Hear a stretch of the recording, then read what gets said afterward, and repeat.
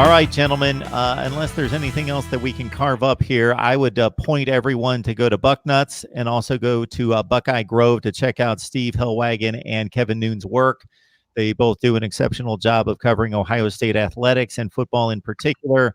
And of course, this is the week to dive in and do the deep dive with Ohio State and Michigan, and the Buckeyes with the top 10 basketball team as well. Here at Mark Rogers TV, the voice of college football, we heard from the Michigan side. I encourage you to check out that video, Buckeye fans. There was some stories on Earl Bruce and Woody Hayes, even though it was a Michigan slant to it. And we've had a whole lot of fun talking rivalries all week, but this is the creme de la creme, Ohio State and Michigan, but we will hit all the major ones as well. Gentlemen, if you've got a prediction for us, I would love to hear it. I will let everyone know that you can get my pick in the description section below of any of the videos, the links at Voice of College Football Community.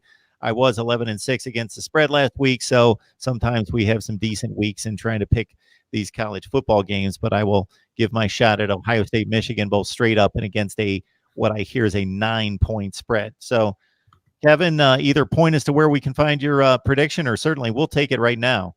I'm still kind of working on my number, but I've got one. I've got one that I have down for now. It could change between now and the game, but I just think that Ohio State knows how to win in this game, and Michigan hasn't been able to figure out how to break through. I think that Ohio State's going to be able, like it did against Wisconsin, like it did against Michigan State, like it did against Penn State, is going to be able to solve the run defense they're going against. I see Ohio State running for about 250 in this game. Michigan's going to do what they can to try and force Justin Fields to beat them, and he is. And Ohio State's going to win somewhere in the neighborhood of 35-23. Yep, I would kind of echo what he was saying. I think Michigan's going to try and contain J.K. Dobbins, Ohio State's running game. They have another team this week that's, again, outstanding defensively, and Ohio State's going to be uncommon to them to establish the run and take some of the heat off Justin Fields.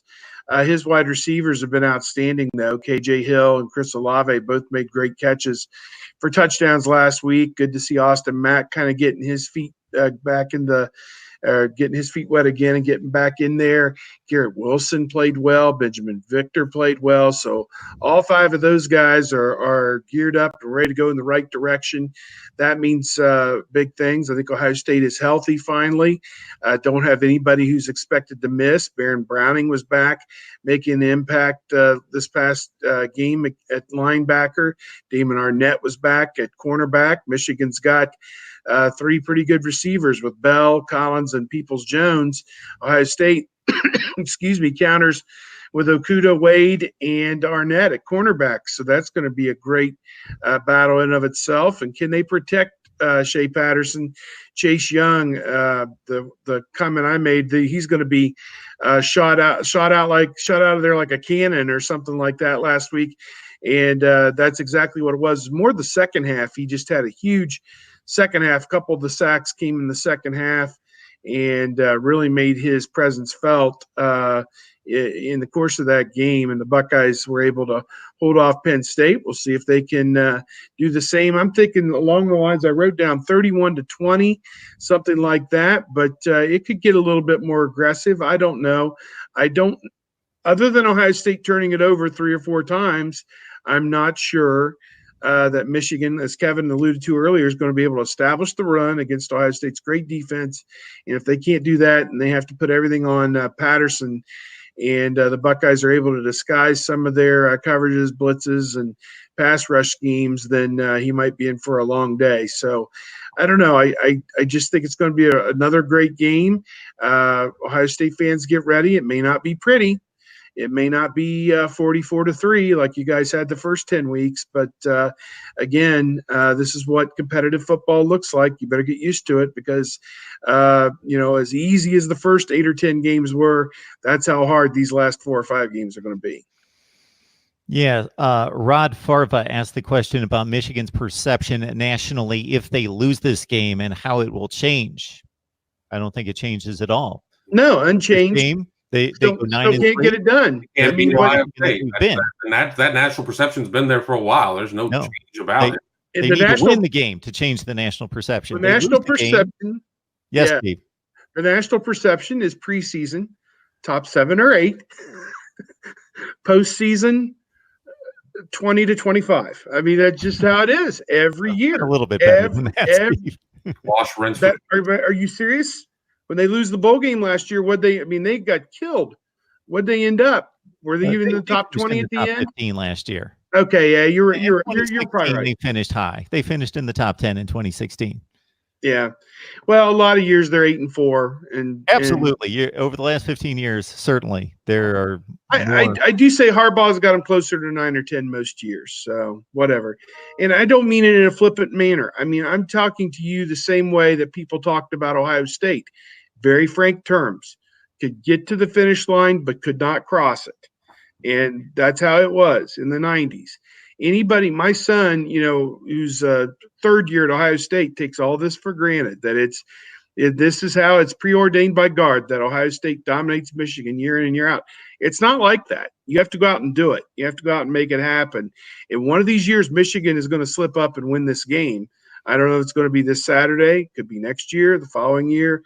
Sometime in the next 5 or 10 years, they're going to win one of these games. So I guess we'll have to wait and see when that happens. But again, let's get to the stadium on Saturday and see what unfolds. My son is 23 years old, and he tells me all the time, Dad, I see the opens to the game every year and the 1970s and all the great things that happen. And I see all that, and I hear you preaching to me since I was 5 years old about how special this is, and it's unlike anything else. But to me, it's been Wisconsin and Michigan State have been our rivals. Those have been our rivals. It's not been Michigan. Yeah. But that's been his lifetime and what he's seen over the past 15 years with the Buckeyes and the Wolverines. I will say this. I haven't made a score prediction yet, and that'll be available later. But I will say this. I do not expect Michigan to lay an egg as they did last year, as on paper, arguably the better team going into the game based on the results. The one defense I'll make of Harbaugh is, yes, Michigan has not shown up for this game generally, but the 2016 game could have been called either way, obviously, on the ball placement, and that would have completely turned that season around for them. The other thing I will say is, yes, I don't expect, the way I'm leaning, Ohio State's a better team. They're an elite team. They're probably the best team in the country. Michigan's going to show up with a top 10 team. And if they both play to their levels, whether that's an A game versus an A game or a C versus a C, then Michigan, I think, is going to play lights out and give it their best shot. But Ohio State's just too damn talented and too good for them. And that's probably what it's going to come down to. And what they showed us last week against Penn State is that they've got some guts as well. But I am impressed with Michigan's resiliency.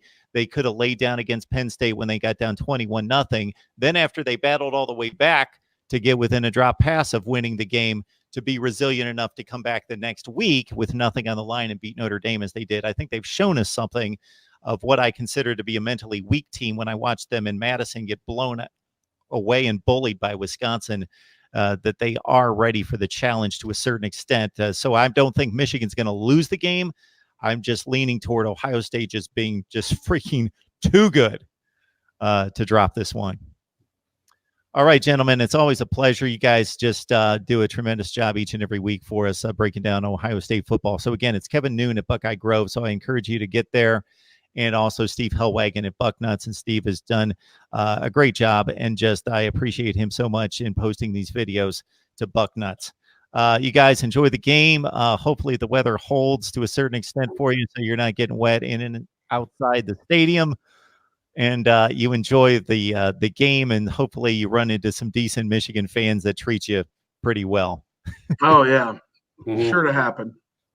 We will see you guys next time. I'm going to run through the live chat real quick just in case I've missed some comments that need to be responded to. But I appreciate you guys jumping on board, and we will talk to you next week. All right. Take care.